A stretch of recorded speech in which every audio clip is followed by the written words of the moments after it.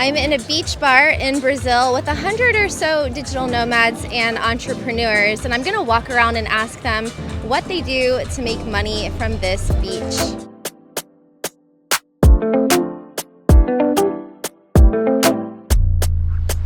Hi, are you guys digital nomads?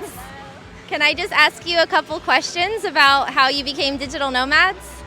Okay, so what's your name? Where are you from? I'm Verena and I am German. And how long have you been a digital nomad? For 3 years. And what do you do to make money online? I am a brand and web designer and help solopreneurs to build their business. Are you self-taught or did you go to school for that? I studied international management, so I do have a business background. Most of the design, like web design things, is self-taught, yes. What made you go nomadic? Why not stay in Germany? I have not lived in Germany for very long. Most of my life I lived in Brazil, actually. So I went nomadic during the pandemic. I was working remote before the pandemic as well. Right after the pandemic, I just wanted to travel, and here I am. Do you ever see yourself going back to a traditional lifestyle, or do you think you'll always travel in some way? I will always travel in some way. That's how I've been raised. That's how I've been living my whole life. So I'm not a white fence and settle down person. No. Thank you. Thank you. Sorry to interrupt, but are you guys digital nomads? Yeah, we know you. Can I ask you what you do to make money online? Hi, I'm Dev, and I'm from Pennsylvania in the United States. And how long have you been working remotely? Probably since 2021, like 2.5 years. What do you do for work? So I run a blog, so affiliate. I basically have affiliate marketing, and then I also do consulting, helping business owners with their operations. How did you learn how to do that? So I was in the Navy for like 6 years. I worked as a project manager, engineer. I learned about like managing people and teams and processes, and then from there, it just like I just wanted to make the pivot into online business. What would you say your average cost of living is as a digital nomad? Probably like $2,000 to $3,000 a month. Yeah. 2,000 at the cheaper places, and then it can eat even cheaper, but I like nice things, and then 3,000 in the more expensive places. What are some of the countries you like to go to the most? Oh, definitely Mexico. Yeah. Yeah. Oh yeah. Mexico City, Oaxaca, Playa del Carmen. Yeah. And then in Europe, Lisbon. What would you say to people that are thinking of getting into this lifestyle, but they're not sure how to do it, or they don't think they have enough money? I think pick like a cheaper, cost-effective place. Pick an easy place to start, like somewhere like Bali or Thailand. It's very friendly, easy if you're in the Americas. Mexico's not too bad. And then I would say like surround yourself with people who bring out the best in you. But also like you can always prep. So one thing I did was like before I wanted to be nomadic, I spent a year trying to figure out like, you know, how like what skill I could monetize, and then just like really saved a lot of money too, so that I had a buffer. How much did you save before you went nomadic? I probably saved like 40 to 50,000, but that's also because I don't spend. It was a pandemic; it was easy to save, but yeah. But also like I had a really good paying job, and I wasn't doing anything other than just like it was the pandemic times. So. Yeah. Thank you so much, and enjoy your day here at the beach. What's your name and where are you from? I'm Jesco from Munich, Germany. How long have you been working remotely? Since 2012. Have you been traveling during all of that time? Like usually half of the year I'm traveling, yeah. So you keep a home base there? Well, my home base has been changing as well, like Medellin, for example, 6 months, and then just completely go somewhere else, so it changes a lot too. Mm-hmm. And what do you do to earn money online? I work for an agency that recruits people through Facebook ads, so I create Facebook ads and I do the whole process of guiding the clients to getting their leads for their businesses. Okay, so basically how to set up their Facebook ads and their customer type or their market that they're advertising to. So that they can get good people applying for their for jobs. So it's for recruitment, yes. Yeah. And you've been doing that for more than 10 years now? No. This is that's also changes basically from year to year. So this is just what I'm currently doing. I just do whatever just comes up basically. So I've also done a lot of wrote a lot of blogs and search engine optimization.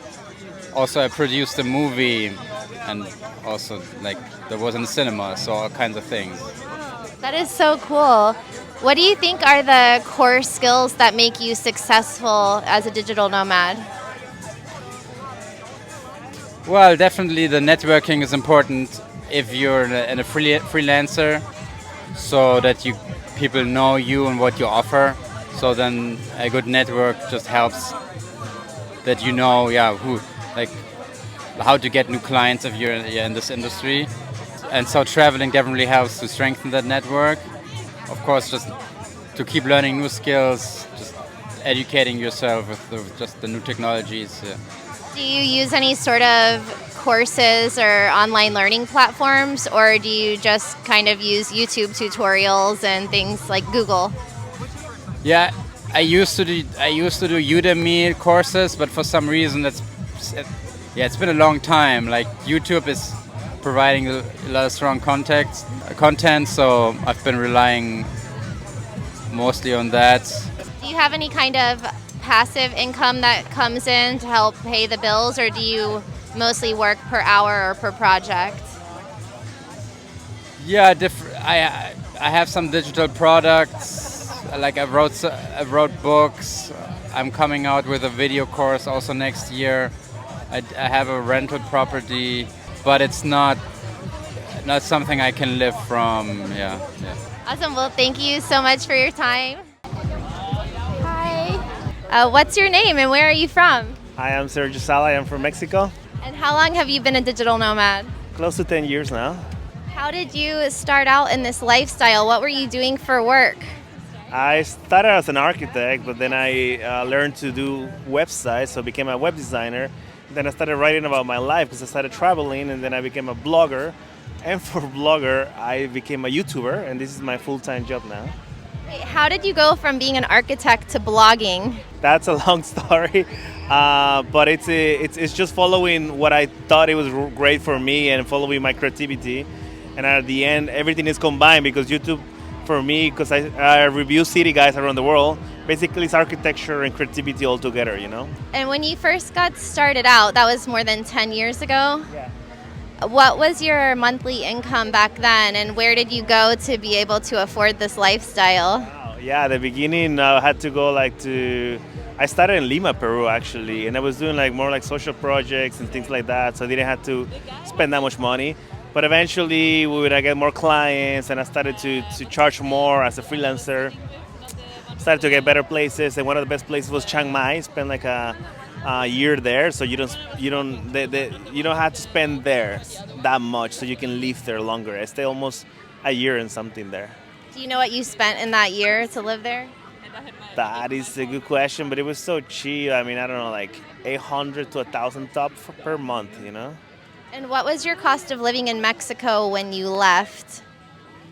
Ooh, I mean, when I started making more money, I was able to get better places. So it's around $1,000 to $500 per month. So from like $800 to $1,500 a month, you could sustain this lifestyle.